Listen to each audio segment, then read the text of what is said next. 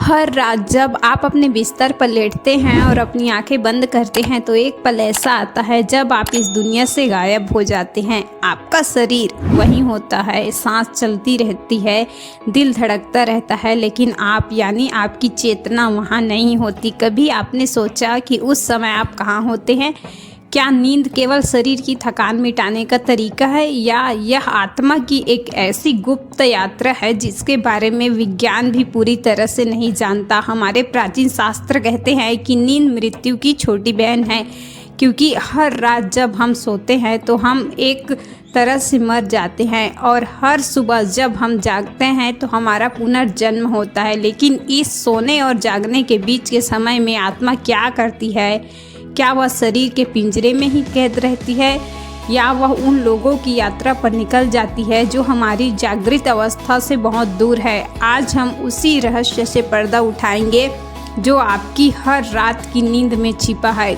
गरुड़ पुराण और मांडुक्य उपनिषद में इस अवस्था का बहुत गहरा वर्णन मिलता है। शास्त्रों के अनुसार मनुष्य की चेतना की 3 अवस्थाएं होती है: जागृत, स्वप्न और सुषुप्ति। जागृत वह अवस्था है जिसमें आप हैं, आपकी आवाज़ सुन रहे हैं और सांस को देख रहे हैं, जिसमें आत्मा शरीर और इंद्रियों के माध्यम से काम करती है। दूसरी अवस्था है स्वप्न, जब शरीर सो जाता है लेकिन मन जागता रहता है। इसमें हम सपने देखते हैं। लेकिन सबसे रहस्यमय अवस्था है तीसरी, जिसे सुषुप्ति कहा जाता है। यह वह अवस्था है जिसे हम गहरी नींद कहते हैं, जहाँ ना कोई सपना होता है, ना कोई विचार, बस एक गहरा सन्नाटा और अंधकार होता है। विज्ञान कहता है कि यह वह समय है जब दिमाग पूरी तरह शांत होता है, लेकिन अध्यात्म कहता है कि यह वह समय है जब आत्मा अपने शरीर के बंधनों को ढीला कर देती है और सूक्ष्म लोकों की यात्रा पर निकल जाती है। क्या आप साथ कभी ऐसा हुआ है कि आप गहरी नींद में हों और अचानक आपको एक जोरदार झटका लगे और जैसे आप किसी ऊंचाई से गिर रहे हो और आपकी आंखें खुल जाए, आपका दिल जोर जोर से धड़क रहा हो और आप घबरा जाए? विज्ञान इसे हिप्निक जर्ज कहता है और इसे मांसपेशियों का खिंचाव माना जाता है, लेकिन आत्म रहस्य की दृष्टि से यह कुछ और है। यह वह क्षण होता है जब आपकी आत्मा शरीर के बाहर निकलकर यात्रा कर रही होती है और अचानक किसी बाहरी आवाज़ या गड़बड़ी के कारण उसे बहुत तेजी से शरीर में वापस लौटना पड़ता है। आत्मा और शरीर का यह मिलन इतना तेज होता है कि शरीर को एक झटका लगता है। यह इस समय का बात सबसे बड़ा सबूत है कि नींद में आत्मा शरीर से थोड़ा अलग हो जाती है। वेद कहते हैं कि आत्मा कभी नहीं सोती, सोना केवल शरीर और मन का स्वभाव है। आत्मा तो साक्षी है, वह निरंतर जागृत है। वह शरीर थक जाता है तो आत्मा उसे विश्राम देने के लिए अपनी ऊर्जा समेट लेते हैं। जैसा एक ड्राइवर गाड़ी रोककर बाहर टहलने निकलता है, वैसे ही हमारी नींद में आत्मा शरीर रूपी गाड़ी को खड़ा कर देती है और खुद अपने मूल स्रोत यानी ब्रह्मलोक या अन्य सूक्ष्म लोकों की ओर खींची चली जाती है। यही कारण है कि जब हम बहुत गहरी नींद से जागते हैं तो हमें एक अजीब सी शांति और ताजगी महसूस होती है। यह ताजगी केवल शारीरिक आराम की नहीं होती, यह उस दिव्य ऊर्जा की होती है जो आत्मा अपनी यात्रा से लेकर आती है।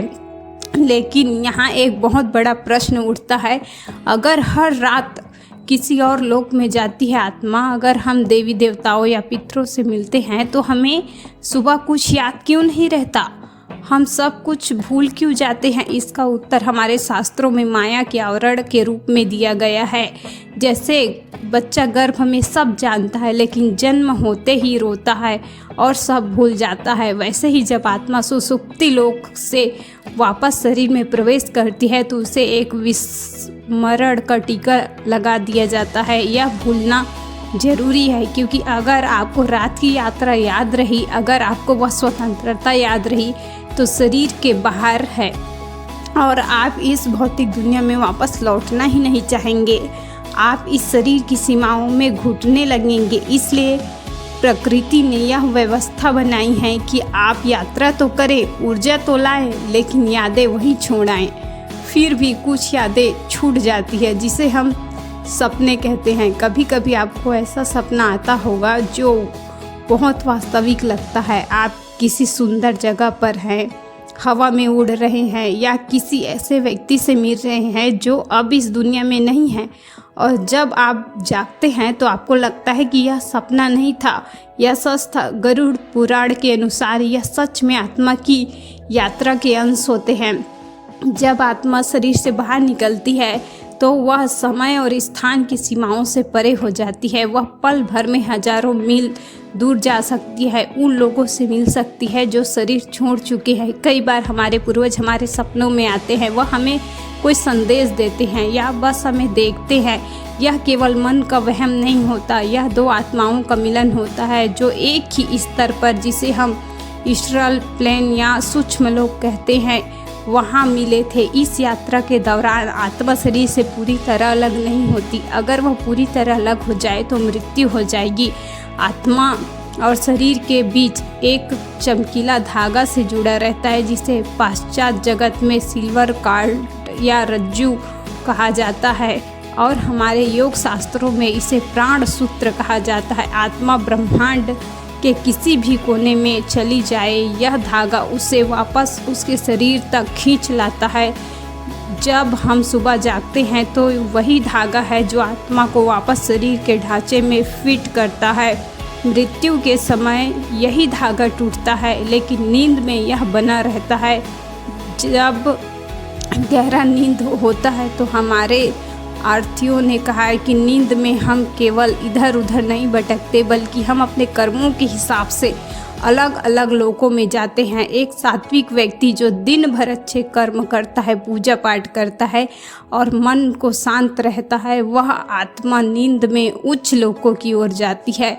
वहाँ उसे दिव्य ऊर्जा मिलती है, ज्ञान मिलता है। इसलिए ऐसे लोग कम सोने पर भी तरोताज़ा रहते हैं। वही जो व्यक्ति दिन भर क्रोध, लोभ या हिंसा में रहता है, जिसकी प्रवृत्ति तामसिक है, उसकी आत्मा नींद में निचले लोकों के अंधकारमय स्थानों की ओर आकर्षित होती है। इसलिए ऐसे लोग 8 घंटा सोने के बाद भी थके हुए होते हैं, उनका मन भारी रहता है, क्योंकि उनकी आत्मा नींद में विश्राम नहीं कर रही थी, बल्कि वह अपने ही नकारात्मक ऊर्जा के लोकों में संघर्ष कर रही थी। इससे वह सिद्ध होता है कि आपकी नींद की गुणवत्ता आपके बिस्तर पर नहीं, बल्कि आपके कर्म पर निर्भर करती है। आपने महसूस किया होगा कोई जिस दिन आप बहुत खुश होते हैं या कोई अच्छा काम करते हैं, उस दिन बहुत गहरी नींद आती है, और जिस दिन आप किसी से झगड़ा करते हैं या किसी को दुख पहुंचाते हैं, उस दिन रात भर आपको बेचैनी होती है। वह बेचैनी शरीर की नहीं, वह आत्मा की होती है, क्योंकि नकारात्मक कर्म आत्मा के पैरों में बेड़ियां डाल देते हैं और उसे ऊपर के लोकों में जाने से रोकते हैं। आत्मा उड़ना चाहती है, लेकिन कर्मों का बोझ उसे शरीर के आसपास ही बांध रखते हैं। इसी संघर्ष को हम बुरे सपने या अनिद्रता कहते हैं। नींद में आत्मा की इस यात्रा का एक और पहलू है जिसे समझना हर साधक के लिए ज़रूरी है, वह है भविष्य के संकेत। क्या आपके साथ कभी ऐसा हुआ कि आपने सपने में कोई घटना देखी हो और कुछ दिनों बाद वह सच हो गई हो? इसे हम पूर्वाभास कहते हैं। यह कैसे संभव है? अगर सपना केवल दिमाग की उपज है तो वह भविष्य कैसे जान सकता है? इसका उत्तर यह है कि जब आत्मा शरीर की सीमाओं से बाहर निकलती है तो वह समय काल से भी ऊपर उड़ जाती है। वहाँ भूत, भविष्य और वर्तमान का एक साथ दिखाई देते हैं। उस अवस्था में आत्मा आने वाली किसी घटना की झलक देख लेती है, और जब वह शरीर में वापस आती है तो वह स्मृति एक सपने के रूप में हमारे चेतन मन में रह जाती है। यह ईश्वर का तरीका है हमें सावधान करने का या तैयार करने का। परंतु सबसे बड़ा सवाल यह है कि आत्मा जाती कहाँ है? योग वशिष्ठ में कहा गया है कि हर रात आत्मा अपने वास्तविक घर यानी परमात्मा के घर जाने का प्रयास करती है। दिन भर हम दुनिया में खोए रहते हैं, माया में उलझे होते हैं, हम भूल जाते हैं कि हम कौन हैं। लेकिन रात में जब इंद्रियां शांत हो जाती है, जब दुनिया का शोर थम जाता है तब आत्मा को अपने घर की याद आती है। वह दौड़कर उस परम प्रकाश की ओर जाता है जहाँ से वह आई थी। सुसुप्ति अवस्था में यानी गहरी नींद में हम ईश्वर के सबसे करीब होते हैं। इसलिए गहरी नींद में हमें जो आनंद मिलता है वह किसी भी सांसारिक सुख से बड़ा होता है। वह आनंद भोजन का नहीं, वह आनंद पैसे का नहीं, वह आनंद अपने स्रोत से मिलने का, आत्मा का परमात्मा से मिलन का है। भले ही वह कुछ पलों के लिए हो, लेकिन वह मिलन हमें अगले दिन जीने की शक्ति देता है। अगर इंसान को सोने न दिया जाए तो वह पागल हो सकता है, क्योंकि उसकी बैटरी डिस्चार्ज हो जाएगी। उसे वह कॉस्मिक एनर्जी या ब्रह्मांडीय ऊर्जा नहीं मिलेगी जो केवल नींद में उसे लोक से मिलती है। अब आप सोचिए, अगर नींद इतनी सुंदर है, अगर इसमें हम ईश्वर के पास जाते हैं तो हम मृत्यु से इतनी डरते क्यों हैं? जबकि शास्त्र कहते हैं कि मृत्यु भी एक लंबी नींद ही है और नींद एक छोटी मृत्यु है। हमारे संतों ने इसे बहुत सुंदर शब्दों में समझाया है कि वे कहते हैं कि रोज रात को हम अपनी छोटी में अहंकार छोड़कर उस बड़ी परमात्मा में विलीन होते हैं। यही कारण है कि नींद में कोई अमर नहीं होता, कोई गरीब नहीं होता, कोई राजा नहीं होता, कोई रंक नहीं होता। वहाँ सब एक समान होते हैं, क्योंकि वहाँ केवल शुद्ध चेतना होती है। इस ब्रह्मांड का प्रमाण है कि हमारे असली स्वरूप जो होते हैं उसमें कोई भेद नहीं होता। यह भेद केवल जागने पर शुरू होता है, जब हम दोबारा अपने शरीर और अपने मन के साथ जुड़ जाते हैं। लेकिन इस यात्रा में एक खतरा भी होता है। ऐसा कई बार लोगों के मन में सवाल आता है, क्या हो अगर आत्मा शरीर से बाहर गई और वापस लौटना भूल गई, या क्या हो अगर उसे खाली शरीर पर किसी और बुरे आत्मा का कब्जा कर लिया। यह डर स्वाभाविक है, लेकिन प्रकृति का नियम बहुत सख्त है। गरुड़ पुराण के अनुसार जिस शरीर को जिस आत्मा के लिए बनाया गया है उस पर केवल उसी आत्मा का अधिकार होता है। जब तक उस शरीर की आयु शेष है तब तक कोई दूसरी आत्मा उसमें प्रवेश नहीं कर सकता। वह प्राण सूत्र या वह चांदी की डोर जिसे हमने जिक्र किया था, वह एक सुरक्षा कवच की तरह काम करता है। वह आत्मा को भटकने नहीं देती, चाहे आत्मा कितनी भी दूर लोक में चली जाए। जैसे ही शरीर को खतरे का आभास होता है, वह जैसे ही सुबह होती है, आत्मा को 1 सेकंड के हजारों हिस्सों में वापस खींच लिया जाता है। फिर भी हमारे बुजुर्ग हमेशा कहते आए थे कि सोते समय दिशा का ध्यान रखना चाहिए, दक्षिण दिशा की तरफ पैर करके नहीं सोना चाहिए, यह सूर्यास्त के समय नहीं सोना चाहिए। इससे पीछे भी यही आध्यात्मिक विज्ञान कहता है। संध्या काल वह समय होता है जब दिन और रात मिलते हैं। इस समय वायुमंडल में बहुत सारी अतृप्त आत्माएं और नकारात्मक शक्तियाँ सक्रिय होती है। यदि आप इस समय सोते हैं तो आपकी आत्मा शरीर से बाहर निकलकर इन नकारात्मक शक्तियों के संपर्क में आ सकती है और इससे बुरे सपने आते हैं। मन अशांत होता है और कई बार शरीर में भारीपन महसूस होता है, जिससे आप स्लीप पैरालिसिस हो सकते हैं। विज्ञान इसे दिमाग की अवस्था में मानता है, लेकिन आध्यात्मिक रूप से यह वह स्थिति है जब आत्मा शरीर में लौटने की कोशिश कर रही होती है, लेकिन कोई नकारात्मक ऊर्जा उसे रोक रही है या दबा रही है। इसलिए हमारे शास्त्रों में सोने के नियम बनाए गए हैं ताकि आपकी रात की यात्रा सुरक्षित रहे। अब वह एक बहुत ही रोचक विषय पर आते हैं, वह है सपने में मरे हुए लोगों का आना। यह नींद की अवस्था का सबसे भावुक पहलू है। जब हम जागते हैं तो हमारे और पितरों के बीच एक दीवार होती है। इस भौतिक दुनिया की दीवार, हम उन्हें देख नहीं सकते, सुन नहीं सकते, लेकिन नींद में यह दीवार गिर जाती है।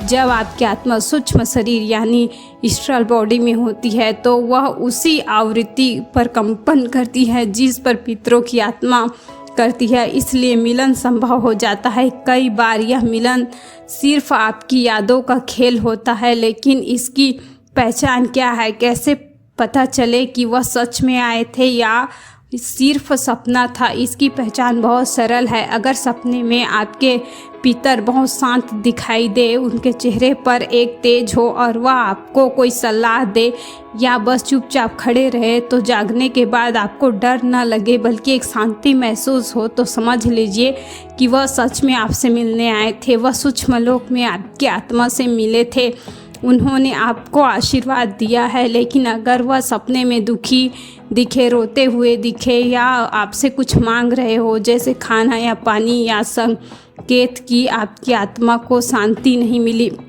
है, तो वह कष्ट में है और आपसे मदद की गुहार लगा रहे हैं। ऐसे सपनों को नज़रअंदाज नहीं करना चाहिए। यह आत्मा की पुकार होती है जो नींद के माध्यम से आप तक पहुंचाती है, क्योंकि जागते हुए वह आपकी आवाज़ सुन नहीं पाते। योग निद्रा का विज्ञान कहता है कि हम अपनी नींद को एक साधना बना सकते हैं। साधारण इंसान बेहोशी में सोता है, लेकिन एक योगी होश में सोता है। इसे योग निद्रा कहते हैं। इसमें शरीर सो जाता है लेकिन चेतना जागती रहती है। यह वह अवस्था होती है जिसे भगवान विष्णु की अवस्था कहते हैं। क्षीर सागर में शेष नाग पर लेटे हुए विष्णु सो नहीं रहे थे, वह योग निद्रा में थे। वह देख रहे थे, सुन रहे थे, पालन कर रहे थे, फिर भी विश्राम में हैं। हम साधारण मनुष्य उस स्तर तक तो नहीं पहुंच सकते, लेकिन हम अपनी नींद को गुणवत्ता बदल सकते हैं और इसका तरीका बहुत आसान है और यह तरीका आपकी ज़िंदगी बदल सकता है। सोने से पहले के 10 मिनट सबसे महत्वपूर्ण होते हैं। यही वह समय है जो तय करता है कि आपकी आत्मा रात भर कहाँ यात्रा करेगी। अक्सर हम क्या करते हैं, सोने से पहले मोबाइल देखते हैं, बुरी खबरें पढ़ते हैं या दिन भर के झगड़ों को याद करते हैं। इसका परिणाम यह होता है कि हम नकारात्मक विचारों के साथ नींद में जाते हैं। हमारी आत्मा रात भर उन्हीं नकारात्मक लोगों के चक्कर लगाती रहती है और यह सुबह थके हुए उठते हैं। लेकिन अगर हम सोने से ठीक पहले कुछ समय मोबाइल दूर रखें, 5 मिनट के लिए अपने बिस्तर पर बैठकर ईश्वर का ध्यान करें या बस अपनी सांसों को देखें और मन में यह संकल्प ले कि आज का दिन समाप्त हुआ, मैं अपनी सारी चिंताओं को यही छोड़ता हूँ और अब मैं एक दिव्य यात्रा पर जा रहा हूँ। जब आप इस भाव के साथ सोते हैं, जिसे सात्विक निद्रा कहते हैं, तो आपकी आत्मा एक रॉकेट की तरह सीधे उच्च लोकों की ओर जाती है। वहाँ उसे देवताओं और सिद्धात्माओं का संग मिलता है। वहाँ से वह ऐसा ज्ञान लेकर लौटती है जो जागने पर आपको अचानक सूझता है। क्या आपके साथ कभी ऐसा हुआ है कि आप किसी समस्या में फंसे हो, बहुत सोचा पर हल नहीं मिला, फिर आप सो गए और उठते ही आपको अचानक उसका समाधान मिल गया? आप सोचते हैं कि दिमाग तरोताज़ा हो गया इसलिए हल मिल गया, लेकिन आत्म रहस्य यह है कि आपकी आत्मा रात में उस लोक में गई थी जहाँ सारा ज्ञान मौजूद है। वहाँ से वह उस समाधान को लेकर आई है। दुनिया के कई बड़े वैज्ञानिकों और कलाकारों ने माना कि उनके सबसे बड़े विचार उन्हें नींद में या उगते हुए आया है। यह संयोग नहीं, यह आत्मा की क्षमता है। लेकिन क्या नींद हर रात हमें उसी एक जगह ले जाती है? नहीं, यह हमारे भाव पर निर्भर करता है। एक माँ जब अपने बच्चे को बगल में सोती है तो उसकी आत्मा रात भर उसके बच्चे के चारों ओर एक सुरक्षा घेरा बना कर रखती है। उसका शरीर सोता है पर उसकी आत्मा पहरा देती है, इसलिए बच्चे के जरा सा हिलने पर भी माँ की आंखें खुल जाती है। यह कोई बायोलॉजिकल अलार्म नहीं है, यह एक आध्यात्मिक कनेक्शन है। इसी तरह जब हम किसी से बहुत प्रेम करते हैं तो नींद में हमारी आत्माएं अक्सर एक दूसरे से मिलती है। इसलिए प्रेमी अक्सर कहते हैं कि उन्होंने एक जैसा सपना देखा था, एक ही समय पर एक दूसरे को याद किया। नींद में दूरियां मिट जाती है, वहाँ ना कोई वीज़ा लगता है ना कोई टिकट। आत्मा बस संकल्प मात्र से वहाँ पहुँच जाती है जहाँ उसका प्रेम है। गरुड़ पुराण में एक और गहरा राज छिपा है।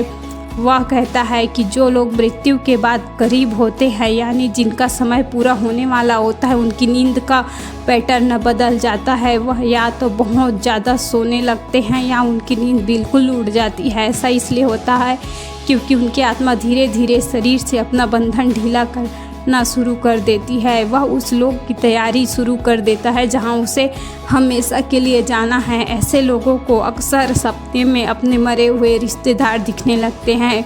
वह उन्हें लेने आने लगते हैं। यह डरावना नहीं, यह आत्मा का स्वागत समारोह है। नींद उन्हें रिहर्सल करवाती है कि कैसे शरीर छोड़ना है, ताकि जब अंतिम समय आए तो उन्हें डर न लगे।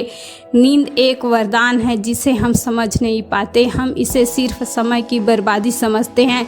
हमें लगता है कि अगर हम कम सोएंगे तो ज़्यादा काम करेंगे, लेकिन हम भूल जाते हैं कि शरीर मशीन नहीं है और आत्मा गुलाम नहीं। उसे हर रात अपने घर जाना होता है। उसे हर रात अपनी बैटरी चार्ज करनी होती है। अगर हम उसे यह मौका नहीं देंगे तो हम अंदर से खाली होते जाएंगे। डिप्रेशन, चिंता, तनाव, यह सब और कुछ नहीं, बस आत्मा का रोना है। यह चीख चीख कर यही कहती है कि मुझे विश्राम चाहिए, मुझे मेरे स्रोता से मिलने दो, मुझे उस लोक में जाने दो जहाँ शांति है। तो सवाल यह है कि हम अपनी रात की यात्रा कैसे सुधारें, कैसे हम यह सुनिश्चित करें कि हम हर रात नर्क या अंधकार में नहीं बल्कि स्वर्ग और प्रकाश में जाएं। इसका जवाब हमारे आरतियों ने संकल्प भवशक्ति में बताया कि सोने से पहले जो आखिरी विचार अपने मन में डालते हैं वही आपकी रात की दिशा तय करती है। अगर आप डर के साथ सोएंगे तो डरावने लोक में जाएंगे। अगर आप कृतज्ञता यानी धन्यवाद के भाव से सोएंगे तो देवताओं के लोक में जाएंगे। यह आपके हाथ में है कि आप अपना टिकट कहाँ का काटते हैं। इस पूरी चर्चा का सार यही है कि नींद केवल एक शारीरिक प्रक्रिया नहीं, यह आत्मा की मुक्ति का एक दैनिक अभ्यास है। हर रात ईश्वर हमें यह अवसर देते हैं कि हम अपने शरीर के पिंजरे से बाहर निकलकर अपनी असलियत को पहचान सके। अगर आप अपनी नींद को सुधार लेंगे तो आपका जागृत जीवन अपने आप बदल जाएगा। तो आप सवाल आता है कि हम क्या उपाय करें जिससे हमारी यह आध्यात्मिक यात्रा सुरक्षित और पवित्र हो। गरुड़ पुराण और हमारे बुजुर्गों के अनुसार सोने से पहले यह 3 छोटे नियम जरूर अपनाना चाहिए। पहला नियम है शुद्धि। अपने बिस्तर पर जाने से पहले अपने हाथ और पैर ठंडे पानी से जरूर धोएं। विज्ञान कहता है इससे शरीर का तापमान सही होता है, लेकिन शास्त्र कहता है कि दिन भर हम जिन स्थानों पर चलते हैं वहाँ की नकारात्मक ऊर्जा हमारे पैरों में चिपक जाती है। धोने से वह ऊर्जा हट जाती है और आप बिस्तर पर पवित्र होकर चढ़ते हैं। दूसरा नियम है दिशा। कभी भी उत्तर दिशा की ओर सिर करके मत सोइए, यह मृत्यु की दिशा मानी जाती है। हमेशा पूर्व या दक्षिण की ओर सिर करके सोए। दक्षिण दिशा यम की दिशा है और जब वहाँ सिर रखते हैं तो हम यम के नियमों के प्रति समर्पण दिखाते हैं, जिससे हमें गहरी और सपना रहित नींद मिलती है। तीसरी और सबसे महत्वपूर्ण उपाय है क्षमा। बिस्तर पर लेटने के बाद और आंखें बंद करने से पहले उन सभी लोगों को मन ही मन माफ़ कर दे जिन्हें आज आप का दिल दुखाया, और उन सभी को माफ़ कर दे जिन्होंने आपका मन दुखी किया। अपने मन से हर बोझ उतार दे। कहिए, हे परमात्मा, आज का दिन मैं आपको सौंपता हूँ। मेरे अच्छे कर्म भी आपके और मेरे बुरे कर्म भी आपके। मैं अब खाली होकर सोना चाहता हूँ। जब आप इस खालीपन के साथ सोएंगे तो यकीन मानिए आपकी आत्मा सीधा उस परम धाम की यात्रा करेगी जहाँ केवल शांति और आनंद है। याद रखें, नींद मृत्यु का रिहर्सल है। जिसे आप हर रोज़ कपड़े बदलते हैं, उसी तरह नींद हमें सिखाती है कि शरीर छोड़ना कितना आसान है, स्वाभाविक है। जो नींद को समझ लेता है उसका मृत्यु का भय हमेशा के लिए समाप्त हो जाता है। अगली बार जब आप सोने जाए तो डरिए मत, बस मुस्कुराइए कि अब आप अपने असली घर जाने वाले हैं। अगर आज की इस वीडियो ने आपको अपनी नींद और आत्मा को एक नज़रिए से देखने में मदद की है, एक नया नज़रिया से, तो नीचे कमेंट में लिखिए मैं शांत हूँ। इस वीडियो को अपने उन दोस्तों और परिवार वालों के साथ शेयर करें जिन्हें बुरे सपने आते हैं या जो नींद की गोलियां खाकर सोते हैं। शायद यह ज्ञान उनकी रातें बदल दे।